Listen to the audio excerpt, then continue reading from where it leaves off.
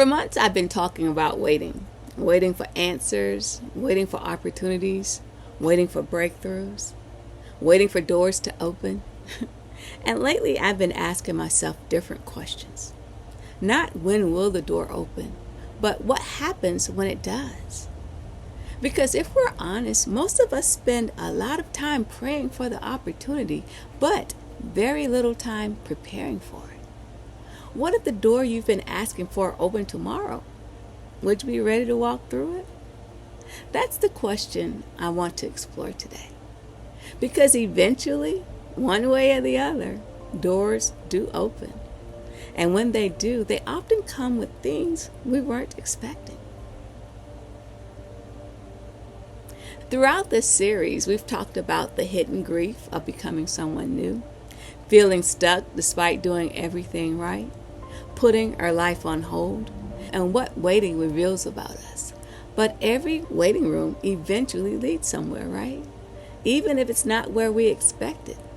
And I think one of the greatest misconceptions about breakthroughs is believing they'll solve everything. They won't. New opportunities bring new responsibilities. New chapters bring new challenges. New doors require new versions of us. And that's why today's conversation matters, because the door isn't the end of the story. It's the beginning of another one. So stick with me.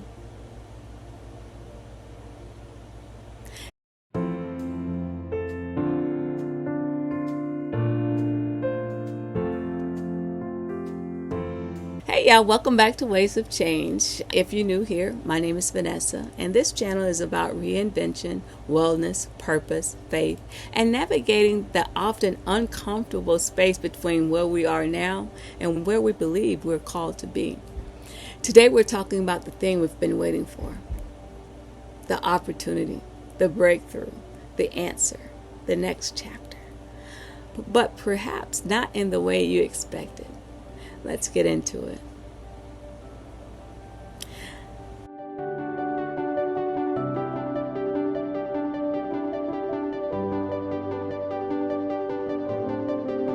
I think one of the reasons waiting can become so difficult is because we build entire stories around what we think will happen when the door finally opens.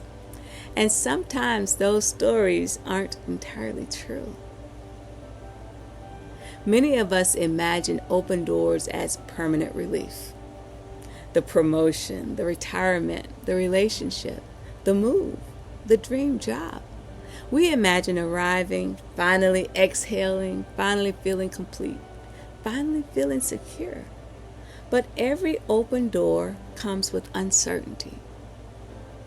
Every opportunity asks something different of us. Growth, adaptation, courage, flexibility, faith. The door isn't the end of the journey. It's the beginning of another one. And that realization forced me to confront something I hadn't considered before. I had spent a lot of time thinking about where I wanted to go, but not enough time thinking about who I would need to become when I got there. Lately, I've been thinking about this question a lot. Not will the door open, but who will I be if it does? Recently, I interviewed for a position in San Francisco. Now, those of you who don't know, I live in Florida. San Francisco is nearly 3,000 miles away. 3,000 miles. That's not exactly a short commute. And during the interview, one of the panel members asked me a question that stayed with me. She asked, how realistic is it for you to relocate if you're offered this position? Y'all, I answered that question with my whole chest. Very realistic. Not because I had every detail figured out. Not because I knew exactly how it would all work. Not because the opportunity was guaranteed, but because something inside of me had changed during this season. Years ago, I might have focused on the obstacles, the distance, the logistics, the uncertainty, the disruption. Now, I find myself thinking differently. What if this is part of the adventure? For a brief moment, I allowed myself to imagine it. A new city, a new challenge, a new chapter. I pictured myself walking different streets, meeting new people, learning different rhythms of life. Not because I was certain it would happen, but because I was finally open to the possibility. And then, you know what? The very next day, I got the answer. I didn't get the job. Now, let me tell you something. I can't pretend it didn't hurt, because it did. I didn't immediately jump into a positive mindset. I didn't rush to find the lesson. I didn't start quoting inspirational sayings. Instead, I gave myself 24 hours. 24 hours to be disappointed. 24 hours to grieve the possibility. 24 hours to acknowledge that I had wanted that job. Because sometimes we're so focused on being resilient that we forget we are allowed to be human. And disappointment deserves acknowledgement. I think that's something many of us get wrong. We try to skip grief and go straight to growth. But grief has a purpose too. It helps us honor what mattered. The fact that I was disappointed wasn't a weakness. It was evidence that I cared. When those 24 hours were over, I had a choice. I could make that decision mean something about my worth, or I could make it mean something about the process. And I've learned that those two are very different things. Not getting the job didn't mean I wasn't qualified. It didn't mean I wasn't capable. It didn't mean my future had suddenly become smaller. It simply meant that particular door wasn't mine. At least not right now. And here's the interesting part, y'all. The interview itself wasn't the breakthrough. The realization was. The realization that I was willing to move 3,000 miles away, willing to leave my comfort zone, willing to start over, willing to trust myself in unfamiliar places. 6 months or a year ago, I'm not sure I would have answered that question the same way. The waiting changed me. So even though the door didn't open, the person standing in front of it wasn't the same person who started this journey. And maybe that's one of the hidden gifts of the waiting room. Not every door opens, but every door teaches. Sometimes the lesson isn't on the other side of the door. Sometimes the lesson is who you become while you're knocking. But friends, there was another season in my life when I wasn't so confident. A season where I became convinced a particular door would never open. And this one was my biggest lesson of all.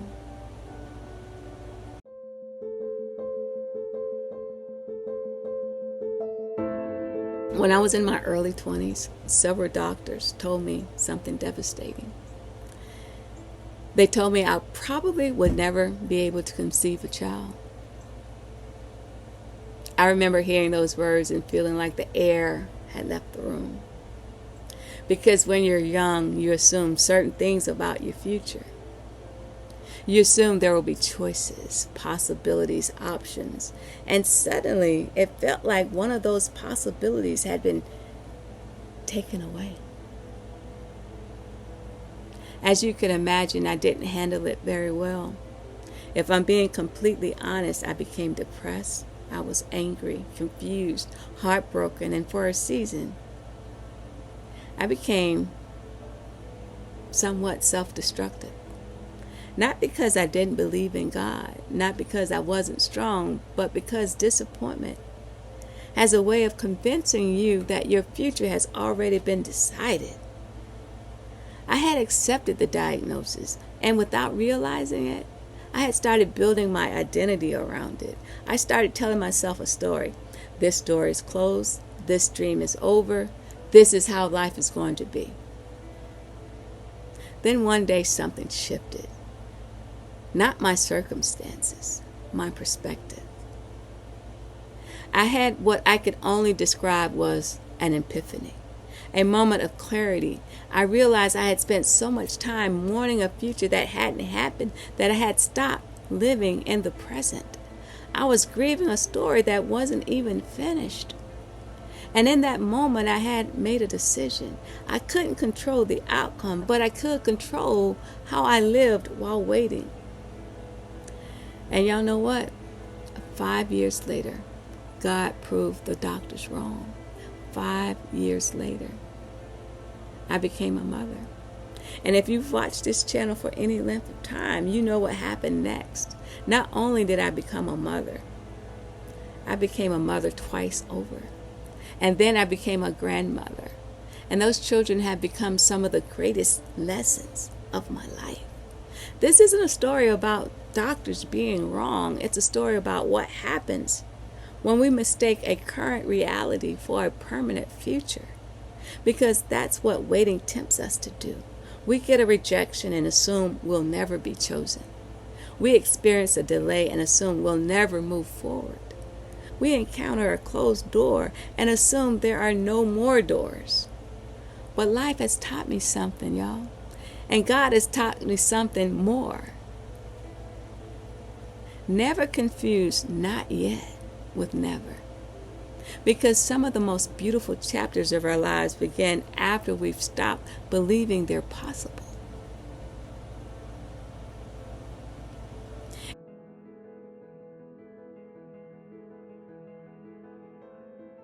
And maybe that's why faith matters so much in the waiting room. Because faith allows us to believe that there may be more to the story than what we can currently see. The spiritual anchor verse for this episode is from Isaiah 43:19. See, I am doing a new thing. Now it springs up. Do you not perceive it? One of my favorite parts of the scripture isn't the promise, it's the question. Do you not perceive it? What if some doors are already opening in ways we haven't recognized yet? What if God is preparing us before He presents the opportunity? What if the breakthrough begins long before the blessings arrive? Because sometimes the door we think we're waiting for isn't the door we ultimately walk through. And that's okay.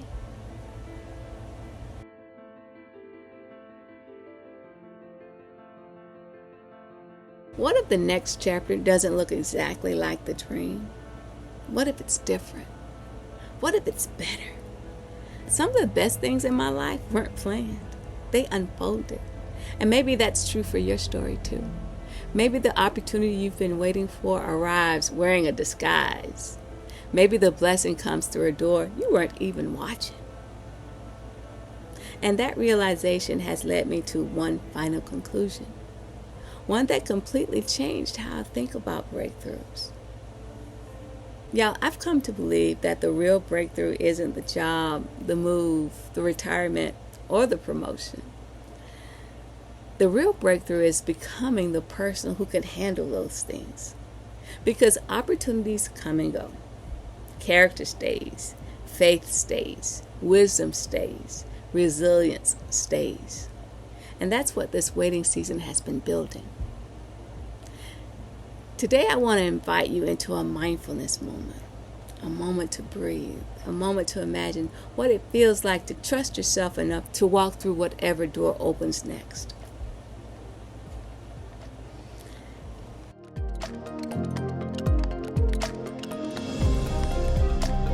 Take a slow breath in and slowly let it go. Inhale and exhale. Now imagine yourself standing in front of a door that represents the thing you've been waiting for, the opportunity, the answer, the breakthrough, the next chapter. Notice that you're calm, grounded, steady, not because you know exactly what will happen, but because you've learned to trust yourself. Now imagine the door slowly opening. You don't rush, you don't force, you don't panic. You simply take one step forward.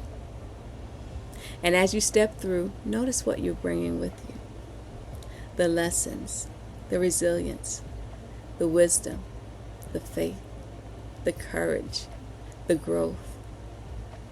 Take another breath and repeat quietly to yourself.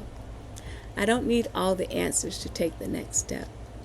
I'm ready for whatever comes next. One final breath, and when you're ready, gently return your attention to this moment. Hey friends, that San Francisco door didn't open for me, but it revealed something I needed to know about myself. I was ready to go. I was willing, and sometimes that's progress too. Maybe the greatest gift of the waiting room isn't the door. Maybe it's who we become while we're sitting there. And maybe that's why this season matters, because one day a door will open. It may not be the one you expected. It may not arrive on your timeline, but it will come. And when it does, you'll be ready. If this episode resonated with you, leave a comment below. What door are you hoping opens in your life? And if someone you know is waiting for their next chapter, share this episode with them. You never know who might need this encouragement today. Don't forget to like, subscribe, and turn on notifications so you don't miss the final episode in the Waiting Room series. Next time, we're bringing this journey home with, what if this is the breakthrough? Because after everything we've learned in the waiting room, we have to ask one final question. What if the transformation wasn't waiting on the other side of the door? What if it's happening inside of us all along?